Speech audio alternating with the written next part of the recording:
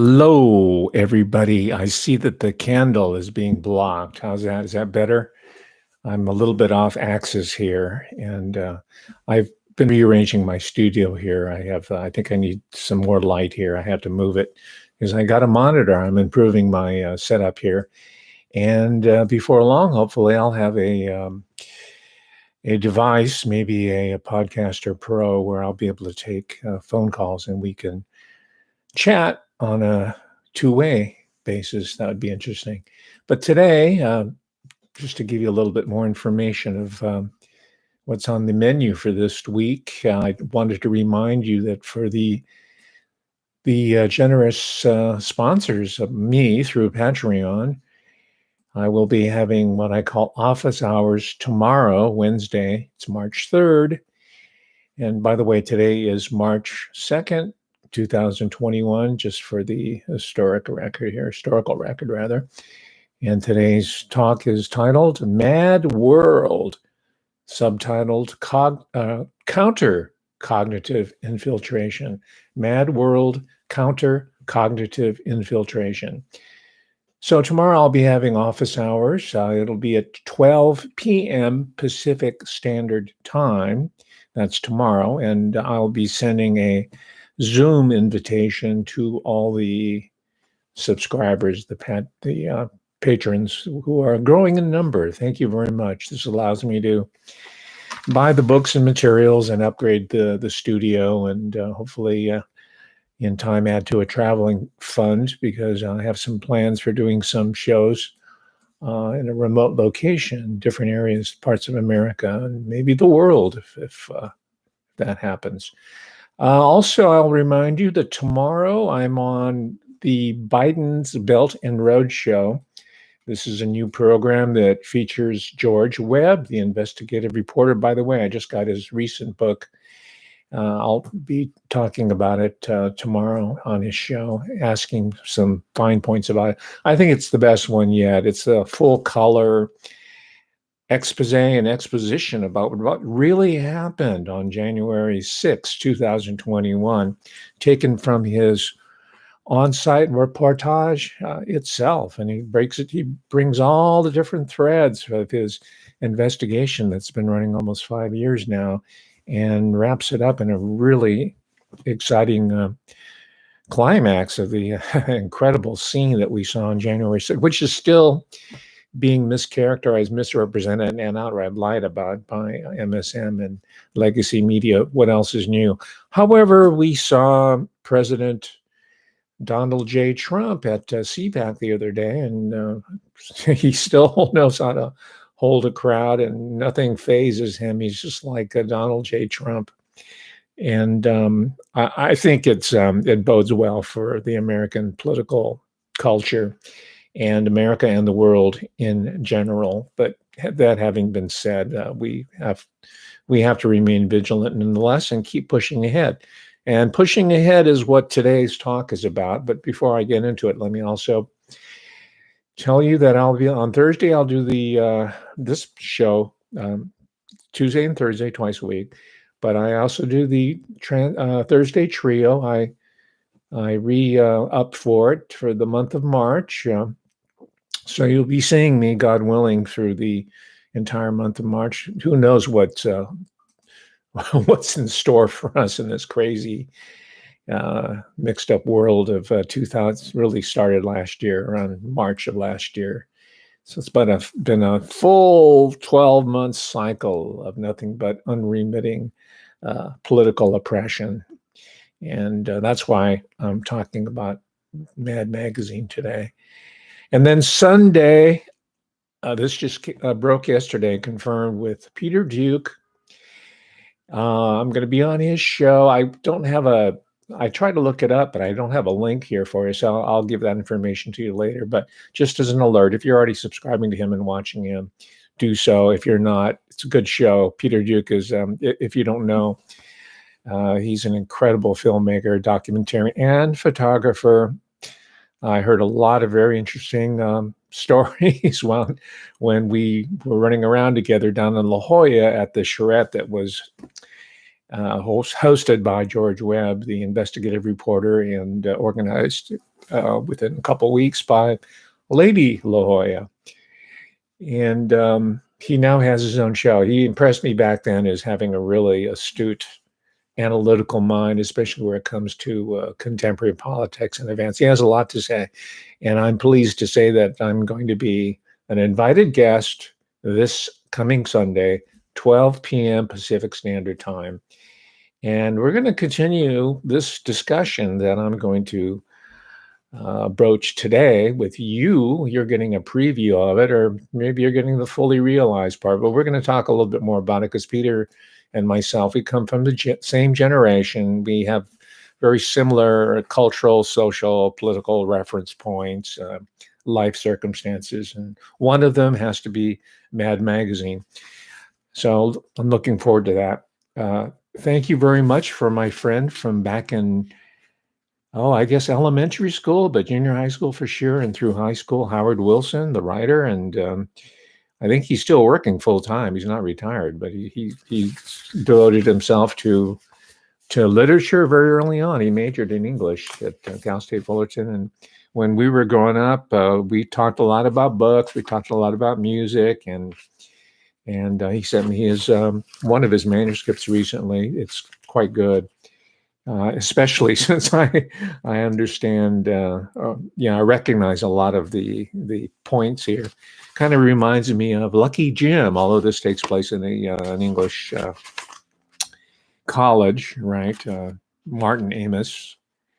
It's a coming of age story, and that's really what the novel is about, isn't it? The Germans called it Bildungsroman, right? It's a building story or novel, and that's our life. And thank goodness for literature. Thank goodness for the arts, for music, for theater. This is what really keeps the human soul together. This is what allows us to evolve individually and as a society and as a civilization. And there's one component in the arts that I have long been interested in, and that is the area of humor. And I don't want to detach it or break it out from the rest of the life. I mean, all these various expressions, genre, or forms of human expression are shot through and through with humor, whether we recognize it or not. That's why I guess we have critics, literary, academic, as well as popular critics, to really help us understand the absurdity of life.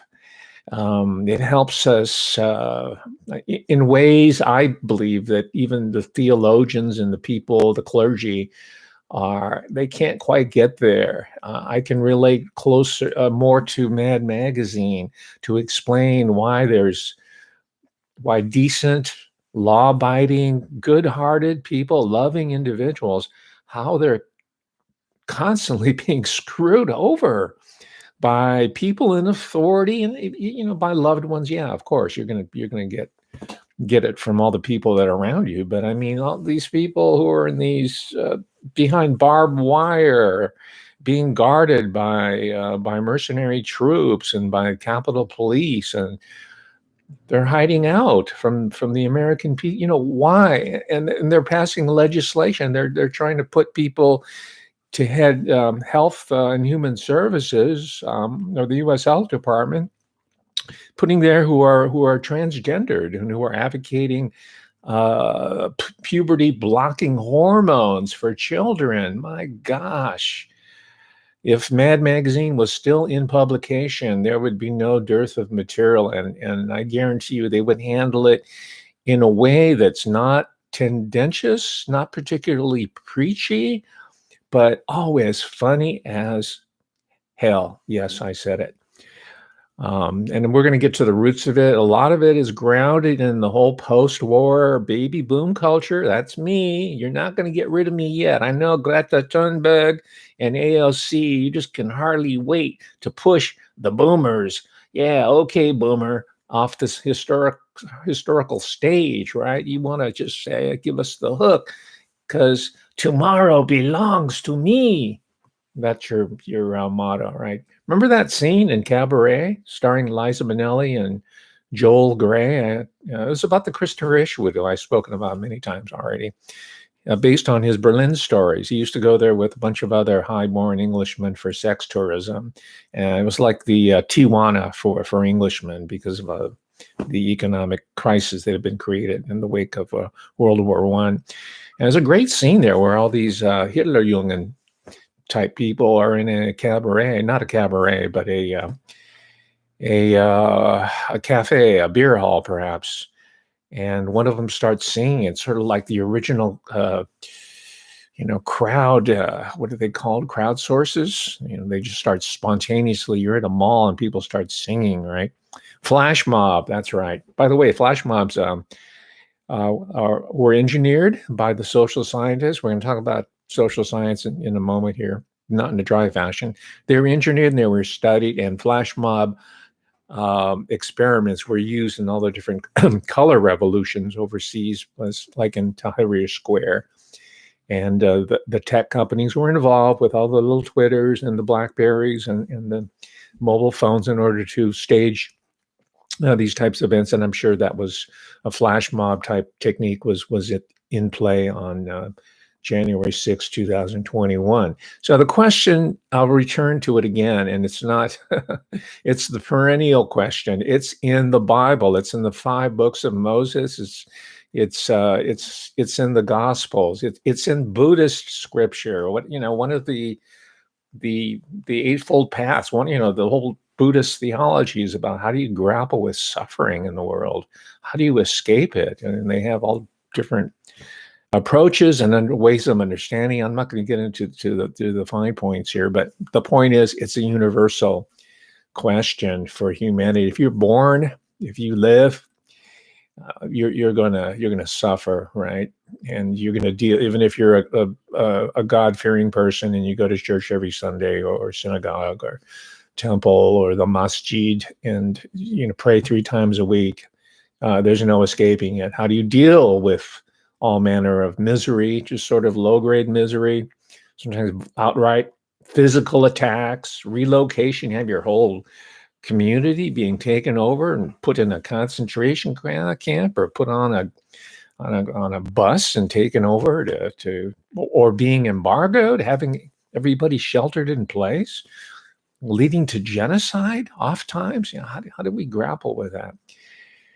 Yeah, so on the one hand, we have all this great art, music and sculpture and paintings that are a testament to humanity's creativity and an embrace of life and the life force itself, and all the animals within it, and the plant life and the tree, nature, all of it.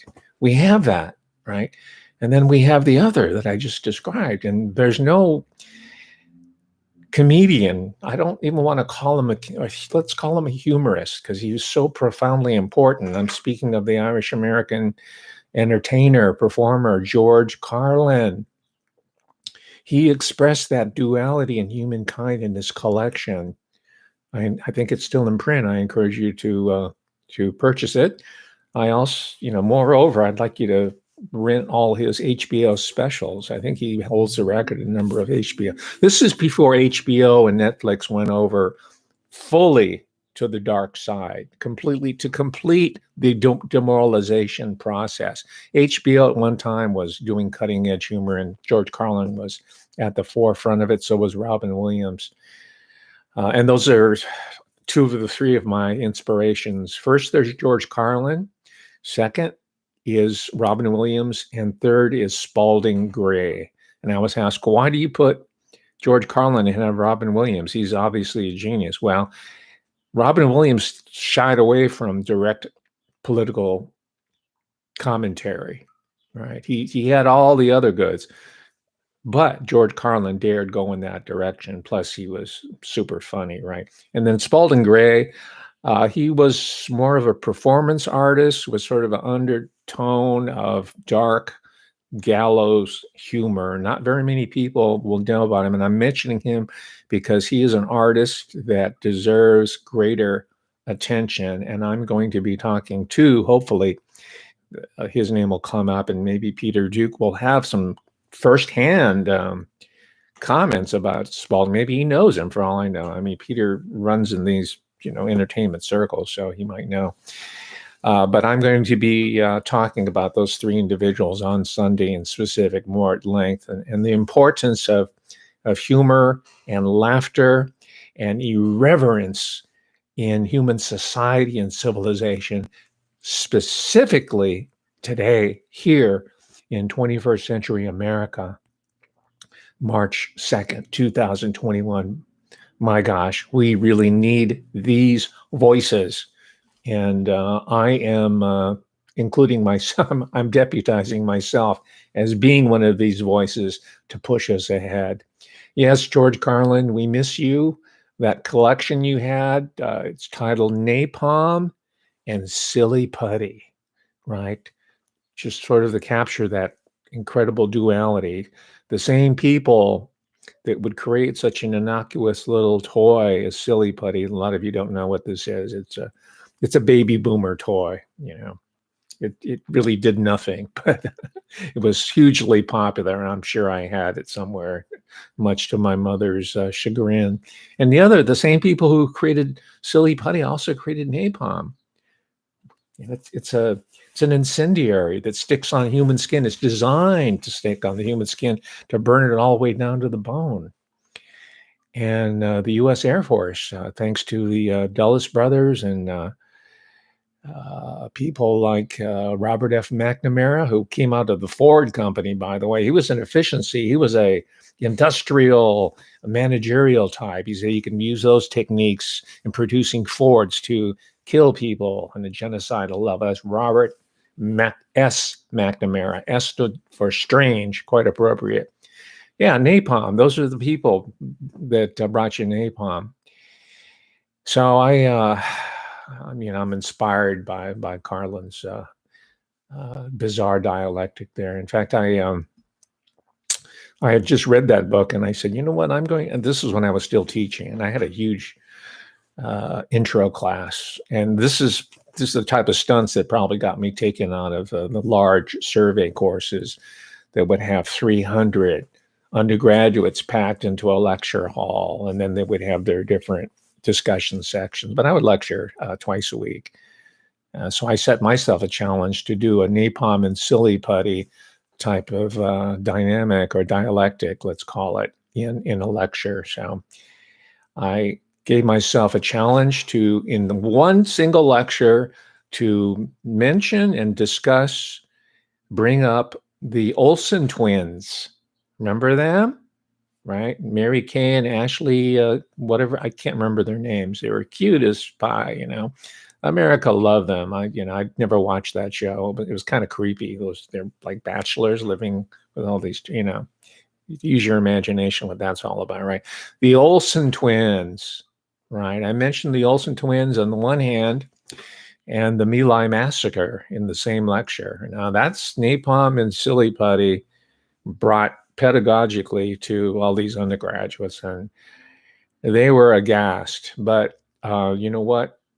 It was effective. It worked. It was a strategy as a pedagogical approach in this particular setting. It really helped highlight the strange dialectics of American society, of any society, but American in particular. So today, what's today's purpose, given this bleak future that we are facing? And it's not inevitable, by the way. Not if we challenge it, not if we work consistently and with utter commitment to throw it off ourselves, right?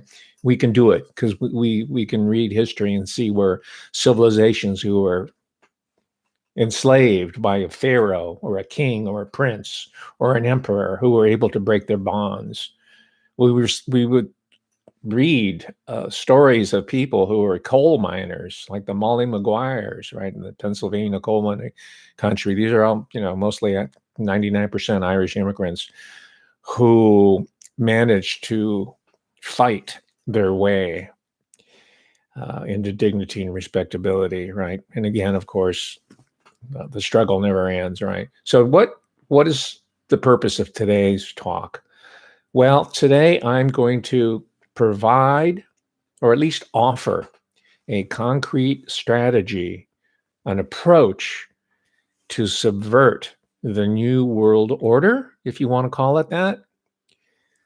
Call it the deep state. I've been alluding to it as of late as the military-industrial Ephebophilia Complex.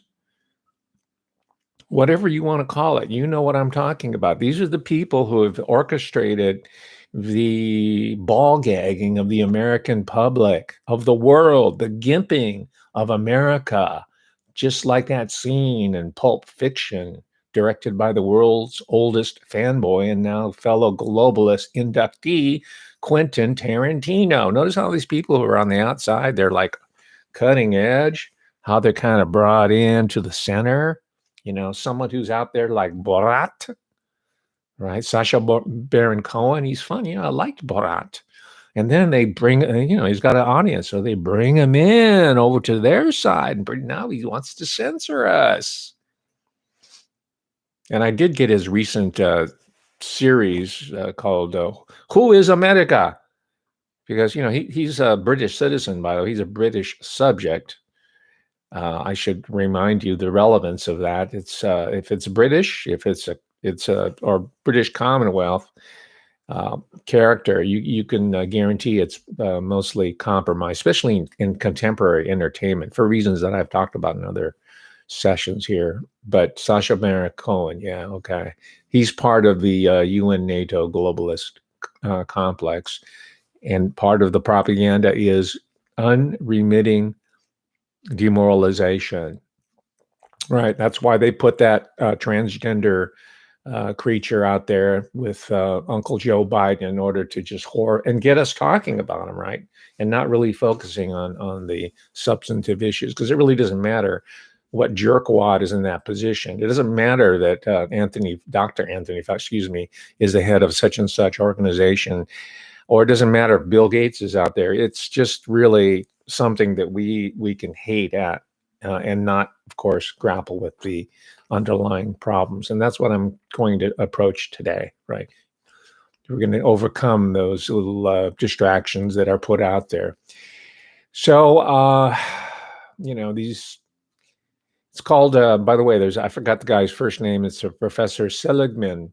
He's the guy that came up with this notion of learned helplessness, right? He's the one that created experiments to show that lab animals, I think there were rats, eventually start feeding on each other if they learned that there was no escape or no exit, if I may echo a theatrical piece, or was it a short story by Jean-Paul Sartre, right?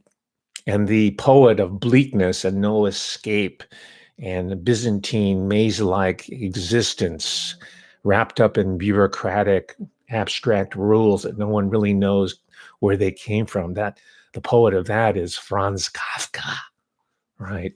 Maybe I'll get to him in a moment, because from what I've read lately, he had a very dark sense of humor. That's something that's missed. The literary critics didn't grasp the fact that Franz Kafka was a humorist. He was trying to be funny.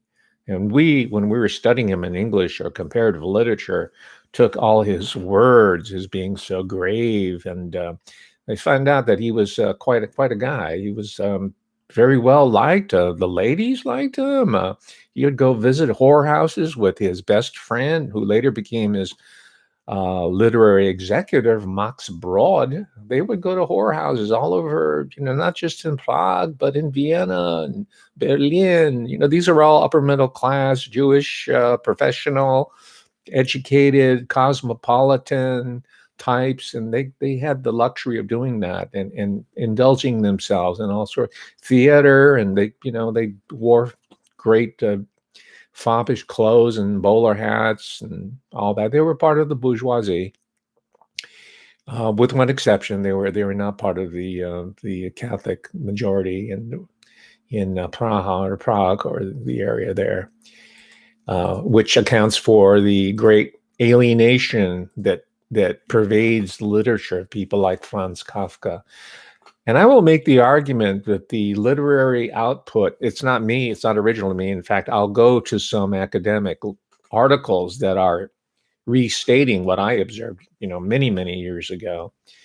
And I've been influenced by, in my own work, as a researcher, as a scholar, as a writer myself, with a dark undertone of Carlin-esque, dark gallows and Robin Williams type humor, and with a smattering of, if I may say so, Spalding Gray performance art, if that describes him adequately. So we're going to throw off this engineered anxiety, this learned helplessness it's put out there for purposes of mass control, right? Everybody talks about mind control and, on and on. I'm tired of listening to that garbage on YouTube. It just keeps getting repeated and recycled. Let's delve a lot deeper there. And it's much more sophisticated than most of your YouTubers will understand. It goes deeper than Kathy Grigsby. I'll tell you that.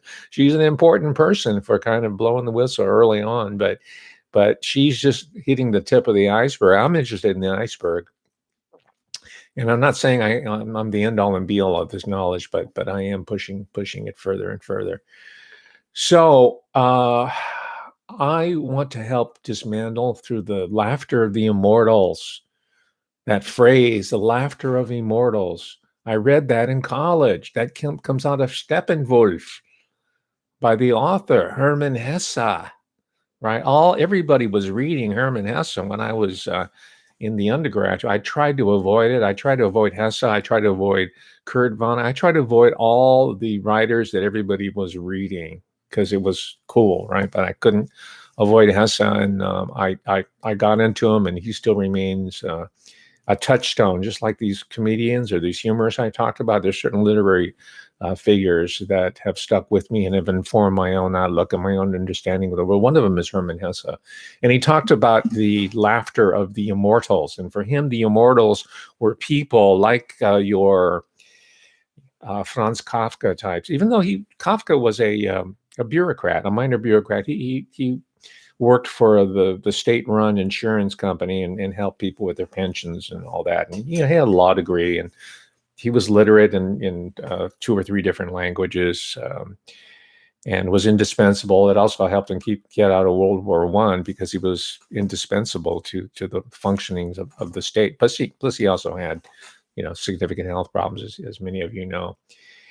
But the laughter of the gods is this, the laughter of the immortals is this cosmic mockery of all oppressive systems, whether they come from the medical establishment, from the legal juridical system, and from the bane of my existence, the academic institutions, the sports complex, the entertainment complex, whatever it is. The laughter of the immortals shake the foundations of all these human created. Notice I said human created, human engineered institutions. The laughter of the immortals. And this is how Hermann Hesse, as a young man writing it through the book, Steppenwolf, and he's the wolf of the steppes, right? He's the lone person, he's the individual that separates himself from the pack, the humanity, the herd. But he's not a predator. He kills what he needs in order to exist and to live like we do, if you are a protein eater like I am, I do eat the fish and the beef and whatever it is, chicken, I'm not a vegetarian or vegan. Not that it's bad, but just remember Hitler was also a vegetarian and he had really bad digestive problems, but you have to overcome them. That's a different story. Hitler's physicians, right? That's maybe that's a talk in itself that I'll get into, but that's Hermann Hesse. This is what we're trying to grapple here, grapple with, take it down, the learned helplessness, the engineered anxiety, right? One of the great poets, right, supposedly, W.H. Auden. I've talked about this time and time again. He wrote that epic poem, The Age of Anxiety, 1947. He was announcing this, and, he was a psyops dude, wasn't he? W.H. Auden, wasn't he in the OSS? Or he was one of these people, one of these poets, these writers, these second-rate script type scenario writers like Adam Schiff, who the intelligence people in advertising and corporate type people hire in order to mess with our minds? Yeah. And why do you think that the advertising business in Madison Avenue specifically is one of the favorite targets of Mad Magazine? Madison Avenue historically is where all the advertising companies are. And when you say advertising, you're talking about propaganda. You're talking about, just perception management. You're talking about perception Nazism, perception totalitarianism, right? And that exists on a interpersonal level. You got people say, you got to read this book. You got to do that. You got to see the world through I do. Or you have governments, which is even more institutionally. You have to see the world exactly the way I do. And if you don't, we're going to make you wear the ball mask until you do. Right.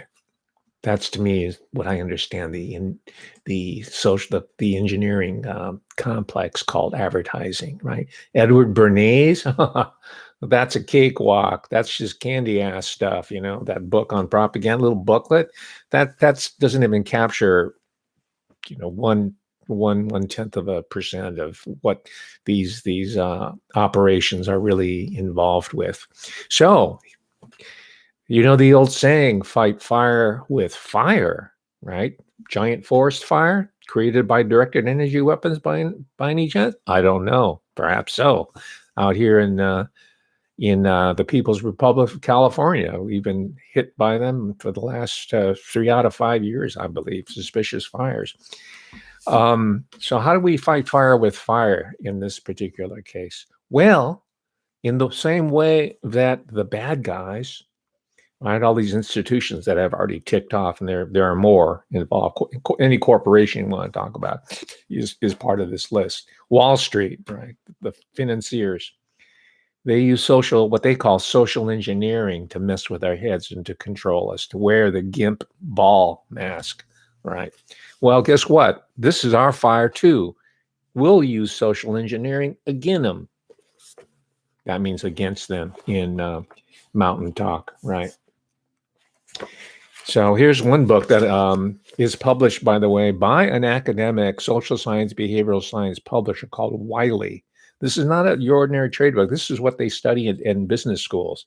If you're an MBA program, you're going to study some aspect of not this one specifically. This is for the general public, but you're going to read the social science literature at Harvard Business School, or the Wharton School, University of Pennsylvania, or the Haas School here at Berkeley, or Anderson School at UCLA. You're going to study mostly on how to screw people over through their heads, so that you can screw them over financially, right? And sap their soul. There's a whole sadistic, soul sapping psychology with these individuals. And I'll say without exception, if you're in an MBA program, or a graduate of an MBA program, I don't care if I insult you, but by nature of you doing that, you have signed yourself and your soul away to the dedication of the humiliation of the human spirit.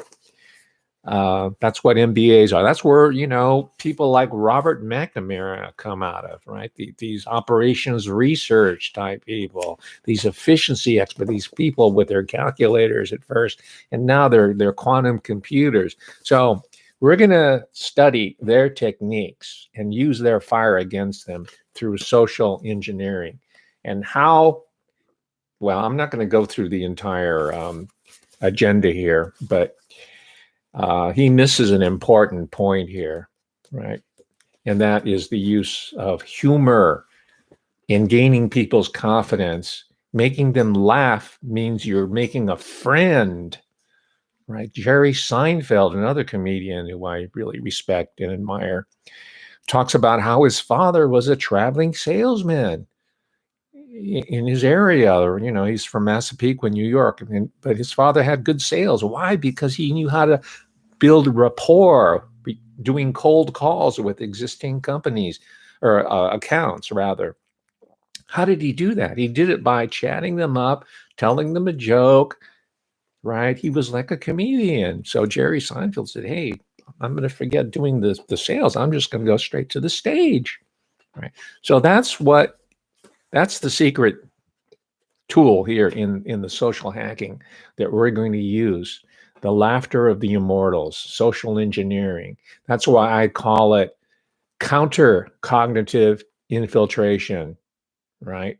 We were told by Professor, what's his name, of Yale Law School, not Rahm Emanuel, but one of those jerkwads, high level. So we have to engage in, this is done during the regime of the great emperor, Prince Obama.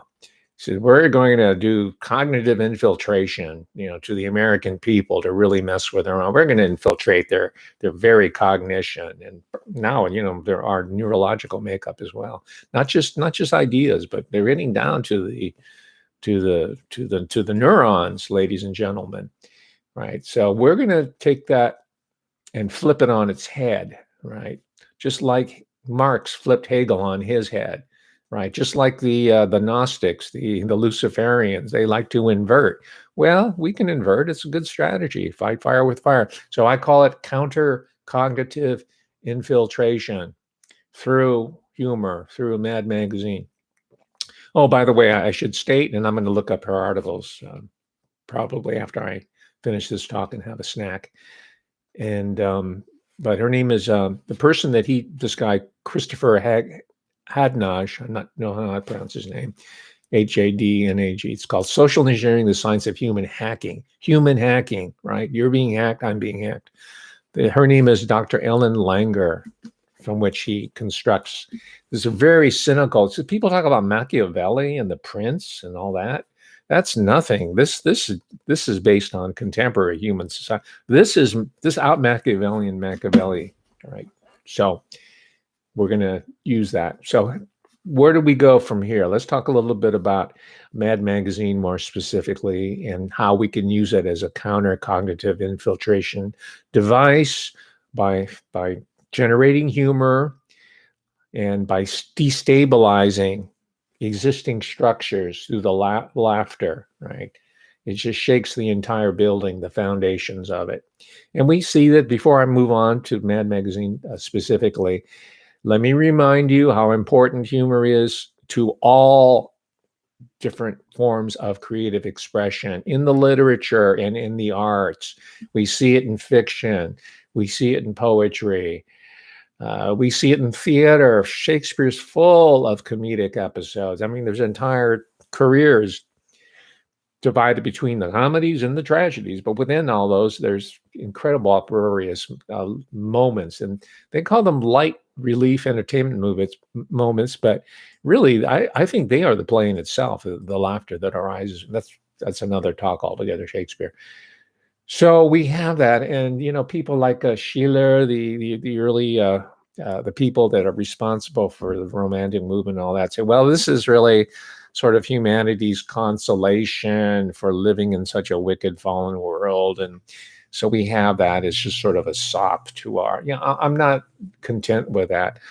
I'll accept the first part of it, but I want to extend it, saying not only do we have it as consolation, but we have it as inspiration, and we are using the humor as a blueprint, a cognitive blueprint, in order to fight the sources of our human created oppression. I say human created because there is a divinely oppression. It's called original sin that we have as human beings by benefit of just being alive and coming, crawling and screaming and kicking into the world and going out and just maybe in ignoble fashion or just dying alone in the gutter. I mean, and everything in between, right? I'm talking about the human created unnecessary misery by the sadomasochist BDSMD GIMP dungeon masters that run our world. All right? Those are the people. And they didn't exist in Schiller's time or the romantic Shelley and all these. And I mean, they had their sources of oppression. It usually was church related, but now we're dealing with the entire medico pharmaceutical complex, which is the new church. It's the new emperor without borders that is taking control over humanity if we allow it to persist. And we're not going to. We've seen, just to remind you, and I would urge you to go back and look at the talk I gave on Joan Baez, her song "Play Me Backward."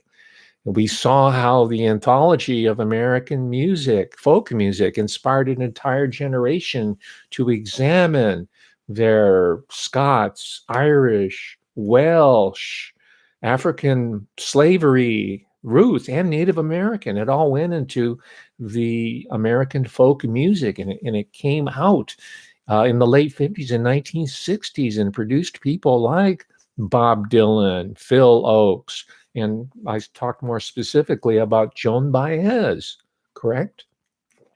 And I'm going to mention this for the last time because this is why we boomers, right? I'm surprised no one has written an article yet or done a YouTube show saying, "Hey, yeah, Mad Magazine was a Tavistock creation, right? William Gaines was a product of the CIA, right?"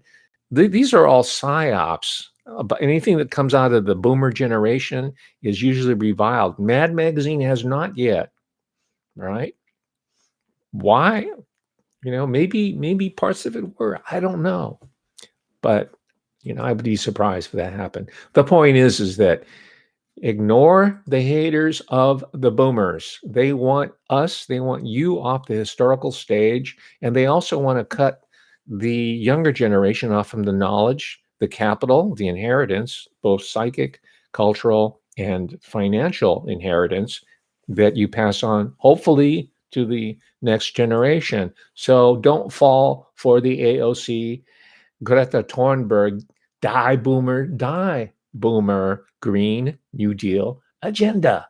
All right. So we have people like Joan Baez who are reviled to this very day, whereas I present her as being not just a survivor, but someone who prevailed over the most dark forces imaginable through satanic ritual abuse that she strongly alludes to. She overcome the concerted attempt by forces. They may be from the intelligence community, they might be from the scientific industrial complex with which the United Nations, right, UNESCO, where her father worked, right, Albert V. Baez, who was a prominent physicist. She overcame that dehumanization, and she was able to create great art from her suffering, and she never stopped. I'm even thinking that Joan Baez, when all is said and done, will have been proven to be a greater music artist than even Bob Dylan himself. Because I've been checking it out. Bob Dylan was pretty much done by the time he was 29 years old, right? Certainly by age 30, Dylan had said all he could. And man, when you're 30 years old, you're not even you don't really start contributing something original and important until usually in your 40s. And when you're in your 50s, you're really hitting your stride. But he was pretty much played out by that time. But Joan Baez, no, she just kept going, and she's still performing. So why doesn't she win the Nobel Prize? That would be a step down for her. Dylan took it. He didn't go to accept it, but in person to accept it. But he did accept the prize, and he wrote something, some sort of trite thank you for it. I think he realizes that for the rest of his life, post 30, he was pretty much treading water, if that much. I think it might have been that quote unquote motorcycle accident that happened that warned Dylan, hey, you belong to us. And by the way, he recently sold his catalog, all of it. He's cashing out, not just to cash out. I think he was told, listen, we gave you this career. Now you have to pay up, right? And it said the other people who didn't pay up after we made them what they are now dead. Let me give you their names. One of them is named Michael Jackson. The other one's named Prince. Have you heard these guys before? How would you like to be the third in that list, Bob Dylan? So he sold his holdings, and he's going to live pretty well. But all of that is now in corporate hands. It's not owned by Bob Dylan. So that's a warn about that. I will also state, gosh, I'm running out of time. I might have to go a little bit. Well, I'm not going to go over time here, but I might have to carry the discussion over to another session here. But I just want to tell you this is because it's so important, because we're getting the anti-boomer, anti-60s psyops. We're getting it to the Dave McGowan work and all the other stuff that's recycled, and all the people talking about Stanley Kubrick. And, I mean, yeah, some of it has a grain of truth, like all propaganda and all psyops. Run on John Lennon, Joan Baez, the whole boomer generation, right? Let me tell you, the term, everybody knows this by now who's watching this. You know that the phrase conspiracy theory comes from where? Yes, by now we all know it comes from the CIA. All you got to look at some newbie on YouTube saying, I discovered the moon. Yeah, okay. Well, let me tell you something here, right? This is new. And take it, run with it, put it on your YouTube channel, put it in your comments, pretend that you discovered the moon. And this is not an original discovery. I'm just sharing with you. It's just not talked about, because I'm trying to disabuse the audience from this whole 1960s Dave McGowan, everything's a Tavistock psyop argument. The Beatles were compromised. Everything is Tavistock. Everything's Tavistock. Everything's a psyop. No, not everything's a psyop. There is goodness, and there's reality, and there's genuine, authentic human people's culture that has proven to be effective against the structures of domination, right? They have been, and they want you to believe you don't have that power, and they're conferring all this illusory strength to these institutions like the Tavistock and even the alphabet agencies, so you won't even consider resisting. So, like conspiracy theory came out of the CIA, the term, the counterculture, right, came out of what I believe is not a CIA agent, but an asset. There was a book that was published, and this is why historical information is important. There was a book published by Fyodor Rozak. He's an academic, right? All of this comes out of the university.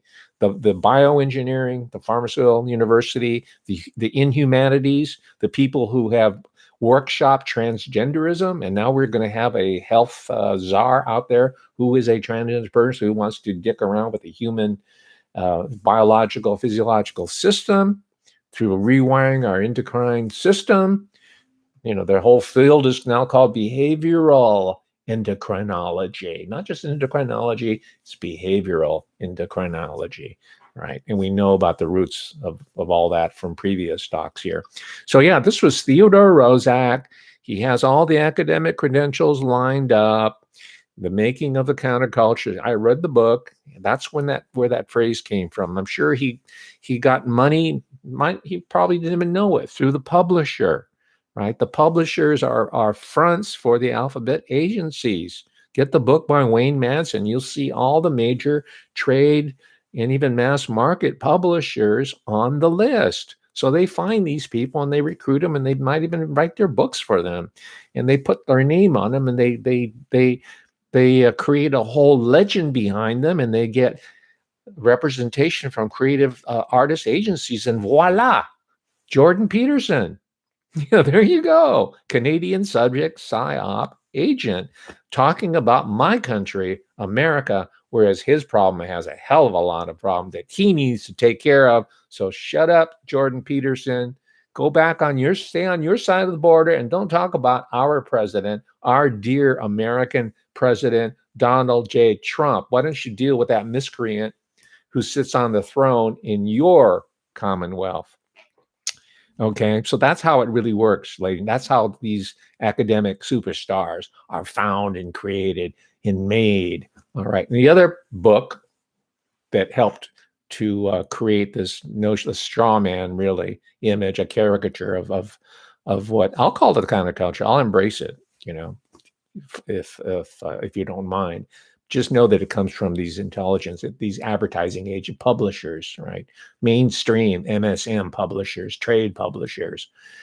The other book is Theodore Roszak, The Greening of America, 1971. See that word, green? The Greening of America, 1971, y'all? That's a long time ago. I was just starting out college back then. Theodore Roszak. Look him up biographically. Don't just keep repeating and looking up the same people over and over again. Oh, yeah, Rothschild this. Yeah, Prince Charles this.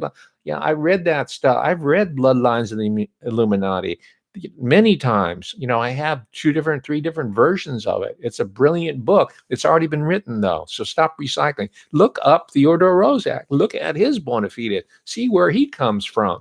Find out if he was in Skull and Bones, because he sure enough graduated from Yale and taught there. He was a professor at Yale Law School, the most elite in the country, if not the world, before he was contracted to do the Greening of America. So the whole anti-counterculture, anti-boomer, anti-60s rhetoric that you see today, the straw man was set up in the late 60s and the 1970s. This is an original insight from Professor Hamamoto today on March 2nd, 2021. You did? Okay, I only have a few minutes, so let me talk to you a little bit about the roots of Mad Magazine very quickly, and I'm going to have to go back. I'll probably just kind of jump back and forth to it in future talks. God willing, that I will be here next Thursday or Wednesday. You can never know, right? Mad Magazine, very much a Cold War phenomenon. William M. Gaines is the person. I've read his biography. For my patrons, I'll send you the cover and the artwork so you can get kind of a feel for this guy. Look him up on YouTube presentations and articles and whatnot. Very quickly, he didn't want to be a publisher. He was, pretty much well off, kind of a baby boomer affluence. His father worked his butt off as a publisher of something called Entertainment Comics, or EC Comics.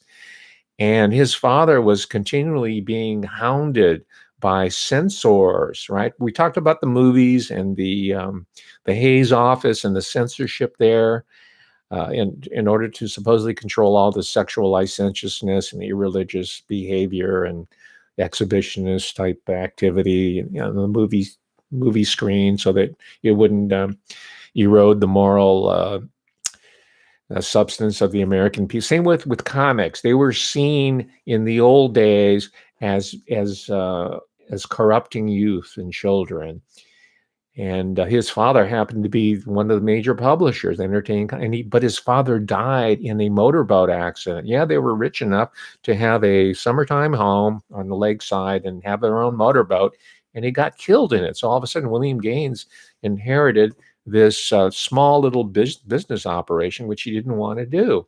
And out of that grew Mad Magazine. It didn't grow by itself. William, I don't go too deeply here. You can read the histories on your own. That's not what I want to do. I want to shed some insight on the importance of Mad Magazine here, politically, for 2021. But William Gaines hired all these great writers, artists, all kind of people on the margins, right?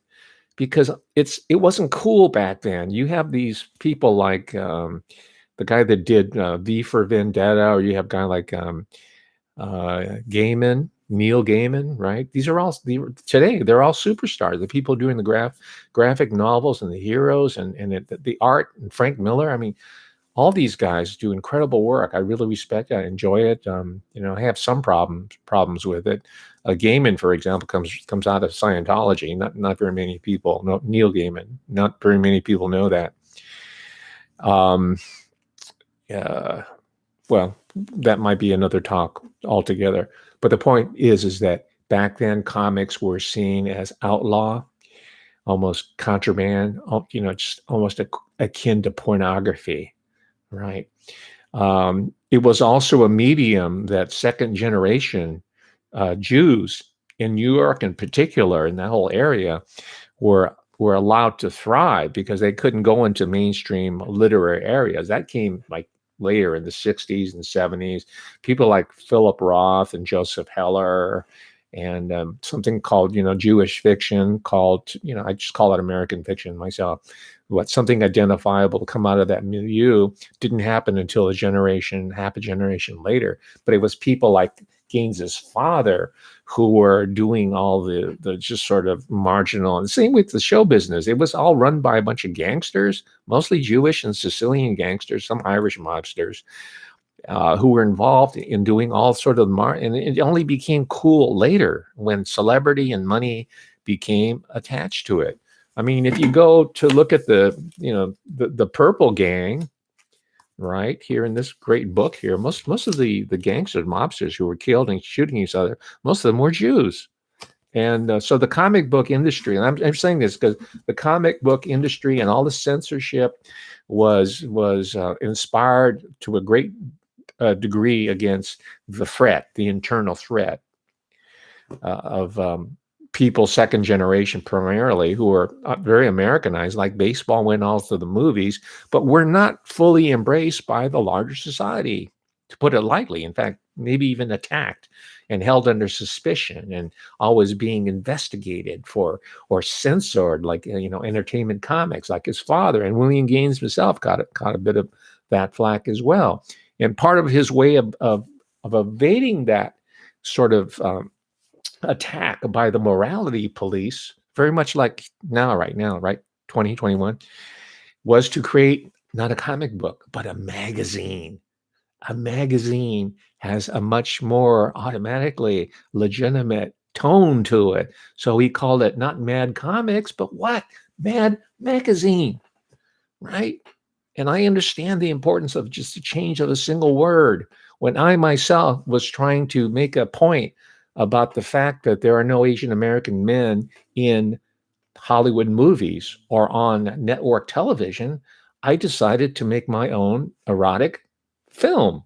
Notice I didn't say porno. I called it an erotic film, not a porno.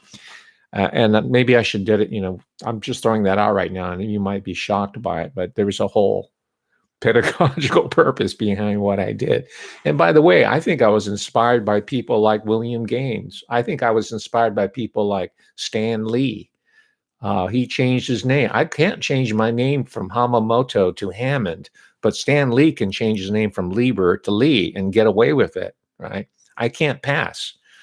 Jerry Siegel, Joe Shuster, these guys were the co-creators of Superman, DC Comic. This is the type of mindset and mentality and the gangster type of desperation that I have lived my life by and continue to this very day. And I think we need more of it. We need to revive the gangster spirit, because we're being dealt with as gangsters, but we're approaching them for mercy like a bunch of candy asses, right? Fight fire with fire. Start recovering your inner macher, as they say in Yiddish. And by the way, Mad Magazine was very Jewish, very Yiddish in a way. That's how I started to understand what American humor, because Jewish humor is American humor. It's not synonymous, but a large part of it is, and that's, George Carlin is Irish American humor and Italian humor. All the different groups have their own traditions because they all suffer in very similar and different ways. But Mad Magazine had all these groups in there, and everybody was skewered. None more than their co-ethnics and their co-religionists were always being skewered in this way. There was no sacred. There were no sacred cows there, and that was the beauty of it. And that's what's lacking today in 2021. We need the Mad Magazine aesthetic back here, combined with the gangster mentality, right? So I can go into the influences: legitimate, mediocre, sensational. I was going to tell you about the underground artist Robert Crumb, who used to live outside of Davis, by the way, who became an incredible quote unquote underground artist, and he left the country. I can talk about Art Spiegelman, who cites Mad Magazine as being an inspiration to himself. He went on to write a series of books. The first one called Mouse, Maus, that's the German spelling, which is about the story of his family's experience with concentration camp and the Holocaust, right?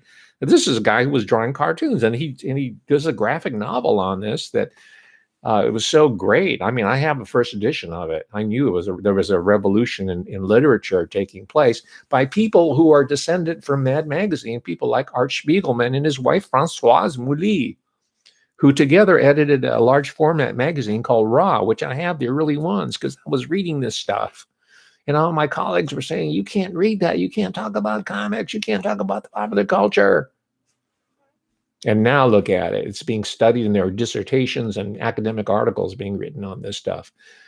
Yeah, if it means anything, you Mouse won a special Pulitzer Prize in 1992, Art Spiegelman. He comes right out of William Gaines. He never worked for him, but he was inspired. People like the cartoonist Matt Groening, the guy who created The Simpsons. I remember him when he was writing for the LA Weekly, probably making very little money. He had a strip called Life in Hell.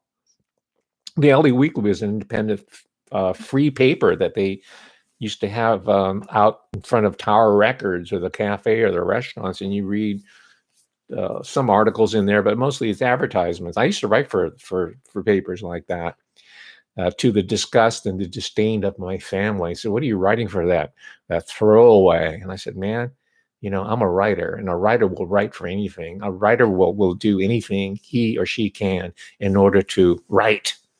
That's what we do. You dig? So I didn't care. I liked having bylines in the LA Village View and the Weekly and all the other newspapers that I contributed to long before. As I was trying to break into the academic world, I was also doing that work, hack work. I love hack work. I love doing the degrading type of exercises necessary to the formation of character, the building of character.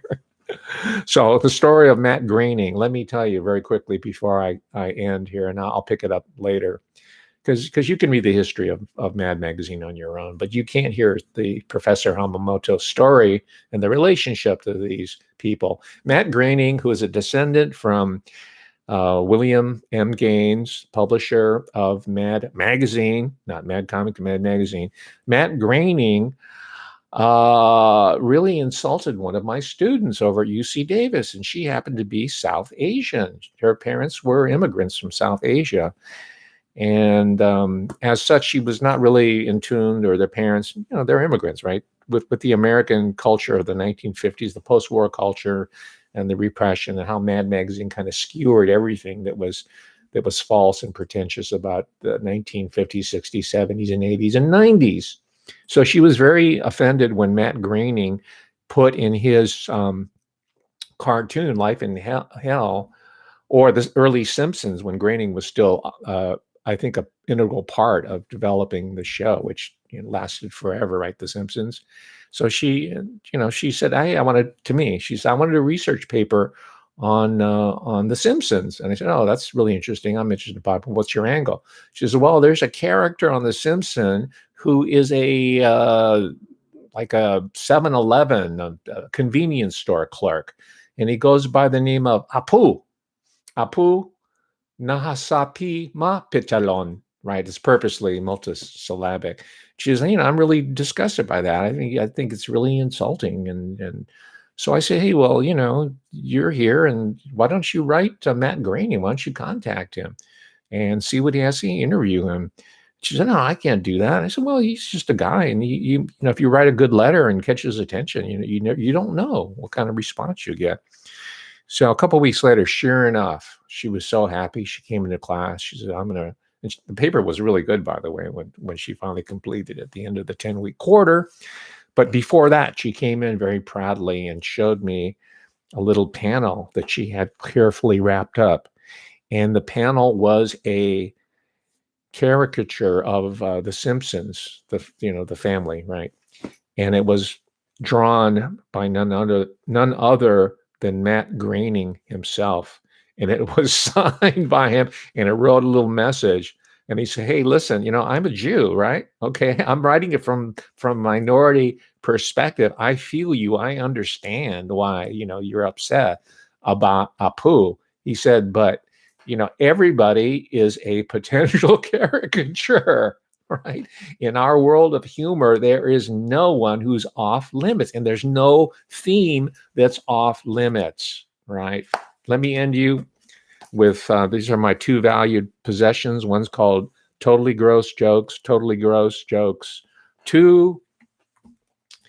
And, I kept this, and maybe I shouldn't read them. They're politically incorrect. There's a lot of ethnic jokes in here. Maybe I'll get to it later because I'm in a rush right now to wrap this all up. But there's a whole wealth, ladies and gentlemen, there's a whole wealth of material for us to explore. I think there's some writers out there that are watching here. I think there's some humorists out there. I think there's some people who are writing short stories, and you're writing fiction or nonfiction. I think you're writing screenplays. I think you're doing YouTubes. And I want you to consider some of the ideas that I floated by you here today and get to work on this stuff, right? It's not going to be handed to you in so far as these opportunities. You have to create them yourself and exploit them in the positive way without, exploiting other people. That is the only way, ladies and gentlemen, as Americans, we are going to overcome the ball gagging, the gimping of American public. It's the only way. We can't depend on the court system. We can't depend on all the structures. The military is occupying America against the American people. On and on and on. The presidency's been hijacked. What do we have? We have laughter. We have humor. We have the laughter of the immortals. And it's our immortal soul, our God-given soul that speaks to, not to power, because we are the power. It speaks to the oppressors. And this is part of the agenda, central to the agenda of taking back America. Making America great again also involves making America laugh again. With that, ladies and gentlemen, I bid you good evening, good afternoon. I'll see you back tomorrow on the call in to the Biden's Belt and Road Show. I'd like to chat with you. I think Georgia's going to be there, even though we know he's down in New Orleans holding another charrette. And we'll see you on Wednesday for the Patreon people in our meeting at 12 noon. Thank you very much for your attention. Please share this. Please subscribe. Please make this channel grow, because I'm really looking forward to it gets to the appropriate number where I can deplatform YouTube. Thank you very much. Peace, everybody. Peace.